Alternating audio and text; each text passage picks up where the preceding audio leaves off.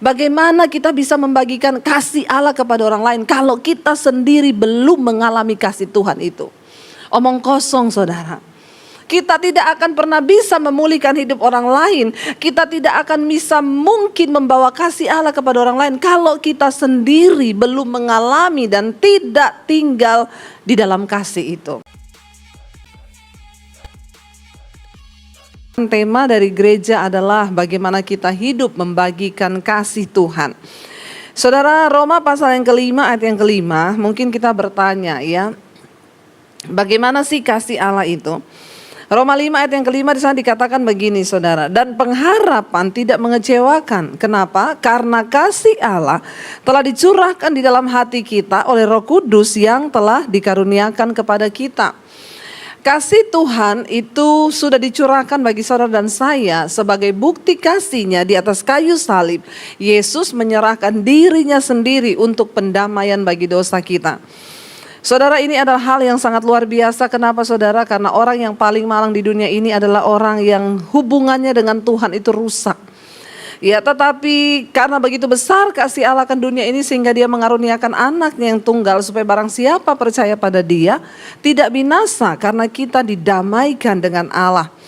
Nah, kasih Allah itu, saudara, di sana dikatakan ya, kita ini menerima pengharapan yang tidak mengecewakan karena kasih Allah itu telah dicurahkan di dalam hati setiap saudara dan saya. Dan itulah yang harus kita bagikan. Saya cuma menyimpulkan ada dua hal penting, saudara, di dalam kasih Allah itu. Ada apa sih di dalam kasih Allah itu sehingga kita harus membagikannya? Saudara, yang pertama, kasih Tuhan itu di dalamnya ada yang namanya penerimaan tanpa syarat. Yesus mati bagi kita bukan ketika kita benar, tapi Yesus mati bagi kita ketika kita berdosa. Itu adalah sebuah penerimaan yang sangat luar biasa ya. Kasih Allah itu ada penerimaan yang tanpa syarat. Di dalam penerimaan itu tentunya ada pengampunan. Bagaimana kita bisa berkata kita bisa membagikan kasih Tuhan kepada orang lain? Ya, caranya satu ya, kita bisa menerima orang lain tanpa syarat dan bisa mengampuni seberat apapun, bahkan seheboh apapun kesalahan yang pernah dia buat kepada kita. Cara yang pertama kita membagikan kasih Tuhan di dalam hidup kita adalah dengan kita menerima tanpa syarat orang lain. Bahkan mungkin ketika orang itu sudah melakukan kesalahan kepada kita yang bahkan mungkin dikatakan sudah tidak terampuni. Tetapi kalau kita mau sungguh-sungguh menjadi anak Tuhan, maka kita harus hidup di dalam kasih Tuhan, membagikan kasih Tuhan itu dengan cara apa? Penerimaan yang tanpa syarat. Istri-istri, hari ini mungkin engkau berkata, tapi suamiku itu, Bu, dia sudah sangat menyakiti hatiku. Kayaknya tidak lagi dapat aku maafkan karena begitu berat apa yang dia lakukan. Dengar baik. Kalau engkau memiliki kasih Tuhan di dalam hidupmu, maka engkau akan sanggup menerima seberat apapun kesalahan yang sudah dia buat, saudara. Kita belajar dari kasih Kristus. Beberapa hari yang lalu saya menerima satu WA, dia berkata begini, Bu, saya bersyukur. Waktu itu saya pernah WA ibu bahwa saya sudah berniat untuk menceraikan suami saya. Karena perbuatannya yang begitu sangat menyakitkan. Tetapi saat itu ibu menasihati saya untuk saya mencoba menerima dia dan berdoa buat dia. Ya. Dan saya mendengarkan semua khotbah-khotbah ibu, dia berkata, saya bersyukur, Bu, hari ini rumah tangga kami dipulihkan. Ya. Setelah sekian bulan, saudara, ya akhirnya dia berkata kepada saya bersyukur. Untung waktu itu saya mau mendengarkan nasihat yang ibu katakan. Iya, saudara, tidak akan pernah ada pemulihan tanpa penerimaan. Istri-istri, ketika suamimu sedang melakukan kesalahan, jangan dihakimi. Ya, jangan ditanyain lagi. Saya berkata kepada seorang ibu, saudara, suaminya berselingkuh. Setiap kali suaminya pulang ditanyain, dari mana? Apa yang kamu lakukan sama dia? Mana WA-mu? Coba saya cek. Ya, bagaimana bisa suaminya bertobat? Yang ada terjadi berantem hebat, bahkan akhirnya sampai ke pemukulan. Saya berkata kepada ibu ini, Bu, yang ada di dalam suamimu itu adalah iblis yang coba untuk menghancurkan rumah tangga ibu. Apa yang harus ibu lakukan ketika ibu berkata ibu mau menyatakan kasih Tuhan? Kita belajar dari Kristus, kasih Kristus itu menerima tanpa syarat. Seringkali orang itu hanya butuh penerimaan, Bu. Jadi ibu tidak perlu menghakimi. Setiap kali pulang ditanya, baru pulang jam segini, pasti ketemu perempuan itu. Mana HP-mu? Kamu tadi melakukan apa? Kemana saja? Akhirnya saudara, suaminya gak jadi pulang, pergi lagi saudara. Ya, pergi lagi, semakin hancur rumah tangga mereka. Kenapa saudara? Karena kita seringkali tidak mampu mengaplikasikan, membagikan kasih Tuhan itu. Setiap ada kehancuran, maka saudara, hanya kasih Allah yang akan sanggup memulihkan. Setiap persoalan, kehancuran di dalam keluarga, rumah tangga, dengan anak, dengan suami, dengan siapapun, percayalah hanya kasih Allah yang mampu memulihkan setiap hubungan. Dan bagaimana kita bisa membagikan kasih Allah itu kepada orang yang di sekeliling kita, suami yang bermasalah, anak yang bermasalah. Yang pertama, kasih Tuhan itu adalah penerimaan yang secara utuh tanpa syarat. Tuhan tidak berkata begini, ya, aku akan mati bagi kamu asal kamu baik dulu. Ya, asal kamu benar dulu. Enggak, dia mati ketika kita sedang berdosa. Itu artinya apa? Kasih Allah itu kasih yang menerima tanpa syarat. Dan hari-hari ini itu yang dunia sedang butuhkan saudara. Ketika anakmu memberontak mungkin. Saya mendengar kemarin ada seorang anak yang dia lari dari rumah orang tuanya. Waktu dia lari dari rumah orang tuanya broadcast ke semua teman-temannya. Diceritakan tentang aib anak ini. Nanti kalau dia datang ke rumahmu, kamu jangan buka pintu. Karena anak ini begini, hidupnya begini, dia jatuh dengan ini, dia melakukan ini saudara. Saya berkata, ya saudara, ini sebenarnya satu tindakan yang salah. Kenapa? Karena dengan penghakiman, orang tidak akan mungkin datang dan hubungan itu tidak mungkin akan dipulihkan. Cuma kasih Tuhan. Penerimaan yang tanpa syarat. Ya, orang tua, saya mau berkata hari ini, kalau anak-anakmu memberontak, jangan engkau hakimi. Terima mereka, saudara. Kadang-kadang hanya penerimaan tanpa syarat yang akan membuat orang itu bisa bertobat. Ya, bagaimana cara membagikan kasih Kristus? Mari kita praktekkan. Terima tanpa syarat. Ya, penerimaan yang tanpa syarat di dalam kasih Tuhan itu ada pengampunan. Ya, kita tidak mungkin bisa mengampuni orang kalau kita nggak bisa menerima dia tanpa syarat terlebih dahulu. Itulah kasih Tuhan. Yang kedua, di dalam kasih Allah itu ada apa saudara? Ada pengharapan. Ya, Roma pasal 5 ini berkata, dan pengharapan tidak mengecewakan karena apa? Kasih Allah itu telah dicurahkan di dalam hati kita oleh Roh Kudus yang dikaruniakannya kepada kita. Ini yang dunia sedang butuhkan hari-hari ini. Kenapa gereja di tempat ini mengangkat tema membagikan kasih Allah kepada orang di sekeliling kita? Karena dunia sedang membutuhkan dua hal terpenting ini, dan itu hanya ada di dalam kasih Tuhan. Yang pertama, penerimaan tanpa syarat. Yang kedua, pengharapan saudara. Dunia sedang mencari pengharapan hari-hari ini. Di tengah gejolak, di tengah gelombang, di tengah goncangan yang begitu hebat. Semua orang sedang mencari, berjalan kepada satu hal yang mereka cari hari-hari ini adalah pengharapan. Kita bersyukur ya, Tuhan datang dalam hidup kita. Kasih Allah dicurahkan dalam hidup kita untuk memberi apa? Pengharapan. Bahwa hidupmu belum hancur, bahwa engkau belum terlalu kotor, bahwa engkau belum terlalu rusak, dan Tuhan masih sanggup untuk memberikan engkau pengharapan dan engkau bisa bangkit melihat masa depan yang penuh harapan itu. Itu kasih Tuhan. Di dalam kasih Tuhan ada pengharapan saudara. Kenapa seringkali banyak orang bunuh diri? Sebenarnya bukan karena dia tidak melihat doa atau harapannya itu tidak dijawab, atau tidak dia melihat kenyataan terjadi seperti yang dia harapkan.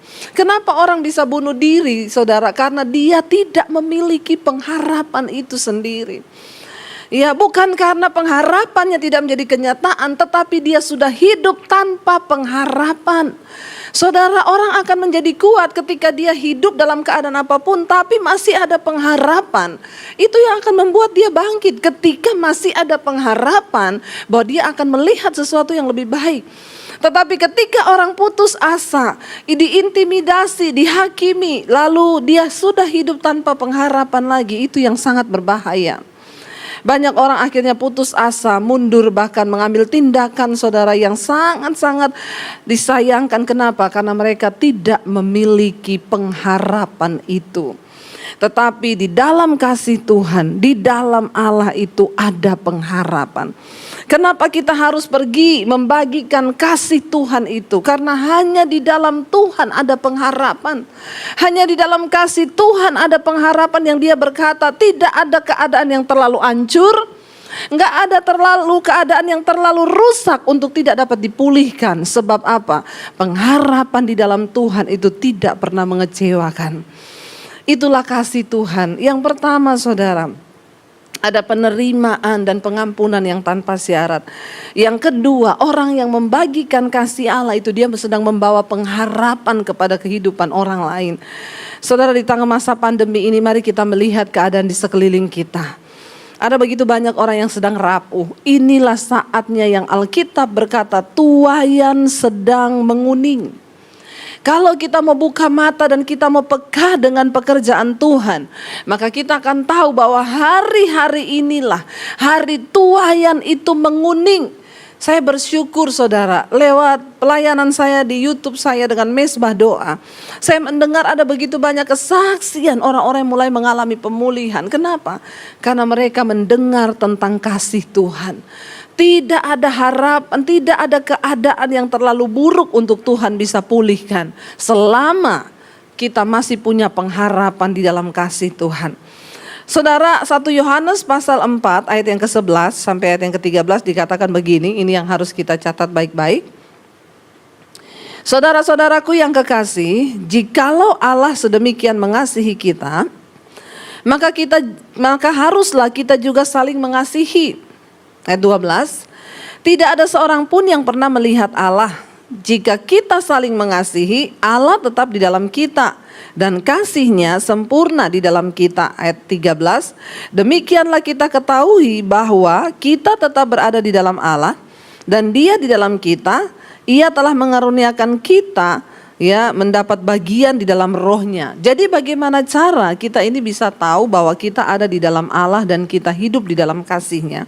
Tidak ada seorang pun yang sudah pernah melihat Allah. Saya juga belum pernah melihat Tuhan dengan mata saya. Saudara juga mungkin belum pernah melihat Tuhan dengan mata jasmanimu. Ayat ini berkata, tidak ada seorang pun yang pernah melihat Allah. Ya, jika kita saling mengasihi, itu artinya apa? Allah ada di dalam kita dan kasih-Nya itu sempurna di dalam kita. Bagaimana kita meyakinkan bahwa kita ini masih hidup di dalam Tuhan dan Tuhan ada di dalam kita? Jangan terlalu pede. Banyak orang Kristen pede. Dia pikir Tuhan ada di dalam hidupku. Wah, Tuhan menyertai hidupku. Tapi kalau engkau tidak tinggal di dalam kasih, engkau bermusuhan dengan keluargamu, saudaramu, dengan orang siapapun, maka itu adalah sebuah kebohongan, saudara. Bagaimana kita tahu Tuhan tinggal di dalam kita? Bagaimana kita tahu sempurna kasih-Nya di dalam hidup kita? Waktu kita hidup saling mengasihi. Ini tanda bahwa Tuhan ada dalam hidup kita dan ini tanda bahwa kita membagikan kasih Allah. Ayo saudara, enggak usah muluk-muluk memberkati atau mengasihi atau membagikan kasih ke bangsa-bangsa. Mau pergi ke Amerika untuk membagikan kasih, mau pergi ke Bangkok, ya. Mari kita mulai dari mana? Dari keluarga terlebih dahulu. Ya, ada suami yang mengasihi istri, ada istri yang mengasihi suami, ada orang tua yang mengasihi anak, ada anak-anak yang mengasihi orang tua. Itu tanda bahwa Tuhan ada di dalam hidupmu dan ada di dalam rumah tanggamu. Ya, bukan soal engkau pelayanan yang menjadi tanda Tuhan ada dalam hidupmu. Bukan soal kita khotbah di mana saja kita diundang. Bukan soal saudara pimpin pujian atau main musik. Bukan. Bukan soal engkau pejabat di gereja ataupun majelis ataupun apa. Bukan. Tapi tanda bahwa Tuhan tinggal dalam hidup rumah tangga kita adalah waktu engkau hidup saling mengasihi. Suami mengasihi istri, istri mengasihi suami, anak-anak mengasihi orang tua mengasihi anak. Ayat ini dengan jelas berkata, tidak seorang pun yang sudah pernah melihat Allah.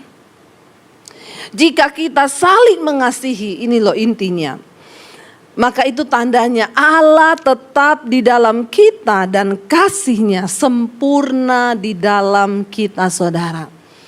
Karena itu hari ini engkau yang mungkin di dalam rumah tanggamu tiap hari cekcok, tiap hari ribut, tidak ada damai sejahtera. Mari mulai sungguh-sungguh bertobat dan minta Tuhan, biar kasih-Mu itu memenuhi rumah tangga kami. Bagaimana kita bisa membagikan kasih Allah kepada orang lain kalau kita sendiri belum mengalami kasih Tuhan itu? Omong kosong, saudara. Kita tidak akan pernah bisa memulihkan hidup orang lain.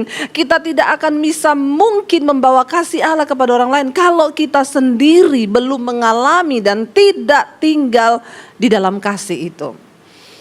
Tanda utamanya adalah apa? Engkau hidup di dalam kasih di dalam rumah tanggamu. Ya, saling mengasihi, saling menghormati.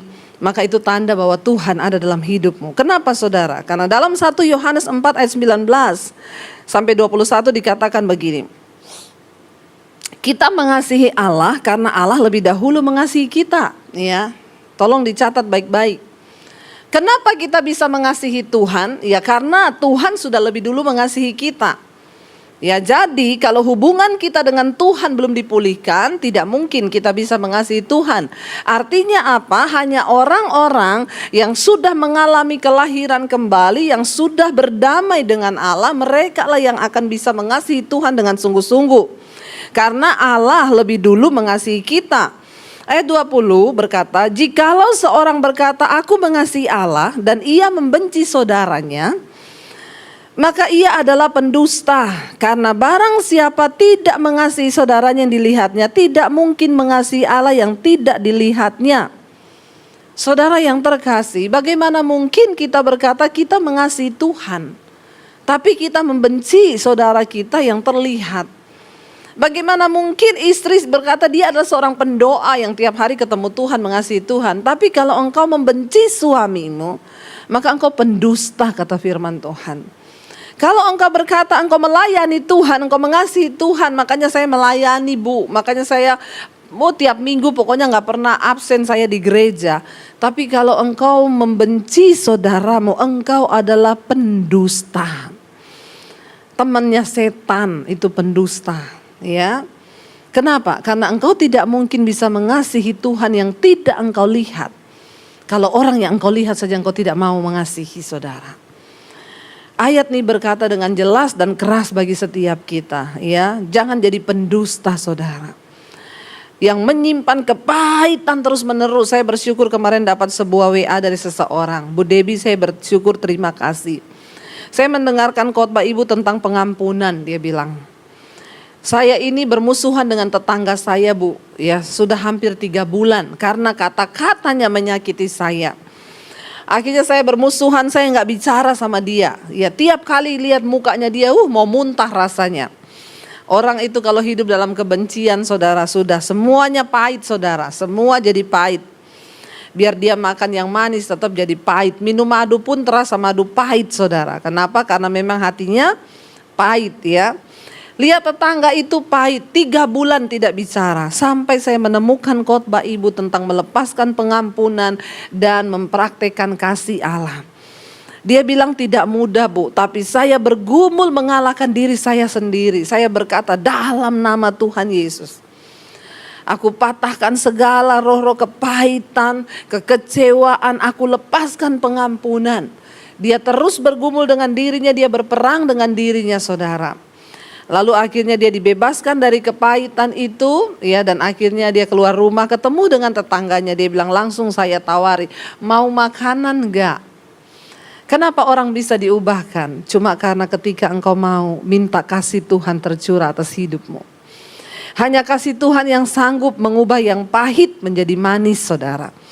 Di dalam hidup ini kita akan diizinkan mengalami dan berjumpa dengan orang-orang yang akan bikin hati kita pahit. Tapi waktu engkau tinggal di dalam Tuhan, waktu engkau penuh dengan kasih Tuhan, maka tidak ada satupun yang pahit, saudara, dalam hidupmu. Engkau akan tahu bahwa yang pahit itu pun Tuhan sanggup ubah menjadi sesuatu yang manis bagi hidupmu. Di sini dikatakan jangan jadi pendusta. Engkau berkata engkau mengasihi Tuhan, setiap minggu engkau pelayanan. Tapi kalau masih ada musuh di dalam hatimu yang engkau tidak bisa lepaskan pengampunan, maka engkau itu pendusta di hadapan Tuhan. Bagaimana engkau mengasihi Allah yang engkau tidak lihat, kalau kepada manusia yang engkau lihat saja engkau tidak bisa mengampuni, saudara. Ya, di dalam 1 Petrus pasal yang kedua, 1 Petrus 1 ayat yang ke-22, di sana dikatakan begini, saudara. Ya, karena kamu telah menyucikan dirimu oleh ketaatan kepada kebenaran, sehingga kamu dapat mengamalkan kasih persaudaraan yang tulus ikhlas. Hendaklah kamu bersungguh-sungguh saling mengasihi dengan segenap hatimu. Ayat 23. Karena kamu telah dilahirkan kembali bukan dari benih yang fana, tetapi dari benih yang tidak fana, oleh firman Allah yang hidup dan yang kekal. Ayat ini berkata kita tidak mungkin bisa mengamalkan kasih Tuhan kepada saudara-saudara kita kalau kita tidak dilahirkan kembali dulu dari benih, ya, yang kekal itu. Ya, bagaimana kita bisa sungguh-sungguh mempraktekkan kasih yang tulus ikhlas itu dikatakan, ya. Hendaklah kamu bersungguh-sungguh saling mengasihi dengan segenap hatimu. Ya, dikatakan di sana kamu harus mengamalkan kasih persaudaraan yang tulus ikhlas. Ya, dan kamu harus sungguh-sungguh saling mengasihi dengan segenap hatimu. Karena apa? Karena kamu telah dilahirkan kembali bukan dari benih yang fana, tetapi dari benih yang tidak fana, yaitu oleh firman Allah yang hidup dan yang kekal. Kita tidak akan pernah mampu mengamalkan kasih persaudaraan yang tulus ikhlas. Sementara dunia ini sekarang banyak kemunafikan, saudara. Di depan orang bisa tersenyum padahal di belakang, saudara, ya. Tapi Tuhan menuntut kita untuk mempraktekkan kasih yang tulus ikhlas. Jangan mengharapkan ganti, ya. Makanya saya selalu berkata, di dalam rumah tangga pun jangan pernah membangun rumah tanggamu itu berdasarkan cinta, ya. Cinta itu mungkin hanya sampai 2-3 tahun udah hilang, saudara. Makanya di atas 5 tahun jangan lagi membangun pernikahan di atas dasar cinta, tetapi kasih. Kenapa? Cinta itu cenderung menuntut. Waktu yang dituntut sudah habis, maka cinta juga luntur. Tapi kasih itu cenderung memberi dan berkorban. Jadi kasih itu tidak menuntut. Ketika pun dalam rumah tangga kita menjalani rumah tangga kita rasanya berat, ya, tetapi kalau kita menaruh dasar kasih dalam rumah tangga kita, itulah yang benar. Ya, kalau cinta itu ya itu sebelum pernikahan foto-foto pretwet, ya. Di atas batu karang, satu di laut, satu di air, satu di batu. Waktu ada gelombang, tarik-tarikan, wet. Begitu masuk 5 tahun ke atas pernikahan, ada gelombang malah dijorokin, saudara. Ya, makanya saudara saya berkata, ya, saya bersyukur sama suami 21 tahun pernikahan. Setiap ngangkat foto berdua saya tulis after wet. Itu yang benar. Kenapa? Karena kami membangun rumah tangga di atas dasar kasih. Kasih itu akan memudahkan kita menerima kekurangan masing-masing. Kasihlah yang akan membuat kita mengerti bahwa kita ini saling memperlengkapi. Tapi cinta itu menuntut. Ya, kalau sudah nggak ada yang dituntut, sudah, saudara. Ya, bulan madu, waktu madunya habis, ya tinggal lebahnya, saudara. Ya, lebahnya lebah hutan lagi. Kalau nyengat itu benar-benar bentol-bentol semuanya. Tapi mari, saudara, ya, bulan ini kita merayakan bulan kasih, ya, dan bukan secara kebetulan. Kita juga harus sungguh-sungguh membagikan kasih Allah itu kepada orang di sekeliling kita dan juga di dalam hidup kita. Tapi nomor 1, kita dulu harus mengalami kasih Tuhan itu, baru kita bisa membagikannya kepada orang lain. Mari kita akan merenungkan firman ini. Saya undang para imam musik, mungkin bisa maju ke depan. Saya percaya, saudara, hanya kasih Tuhan yang tanpa syarat yang dapat memampukan setiap kita untuk dapat melihat ke depan bahwa tidak ada yang terlalu sulit, tidak ada keadaan yang terlalu hancur, bahkan tidak ada hidup yang terlalu buruk untuk kami bangkit kembali di dalam pengharapan. Karena pengharapan kami di dalam Kristus itu tidak pernah mengecewakan. Kami mengucap syukur untuk kasih Tuhan di dalam hidup kami. Terima kasih Bapa untuk penerimaan-Mu yang begitu luar biasa. Terima kasih buat setiap hal yang terbaik yang Tuhan lakukan di dalam hidup kami. Terima kasih buat pengampunan yang terbesar yang sudah Tuhan curahkan bagi hidup kami.